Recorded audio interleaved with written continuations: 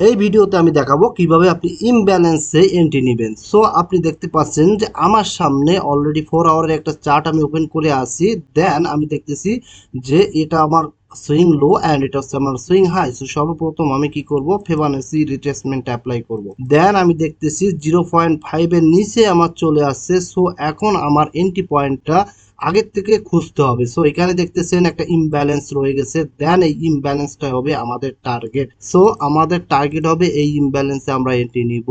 So এখন আমি যদি এখানে আপনার চার্টটা দেখাই, দেখেন আস্তে আস্তে স্লোলি আসলো। দেন আমাদের ইমব্যালেন্সকে টাচ আমরা এখানে এন্ট্রি নিলাম। একই সাথে আমাদের টিপি কোথায় হবে, টিপি হবে আপনি দেখেন উপরের দিকে এখানে একটা ইমব্যালেন্স আছে। সো আমাদের টিপি হবে, এই ইমব্যালেন্সটা হলো আমাদের টিপি। সো এখন আপনাকে আমি একটু দেখাই, দেখেন স্লোলি স্লোলি আসলো, কয়েনটা ডাউন আসলো। দেন আস্তে আস্তে কিন্তু আমাদের টিপিটা হিট করলো।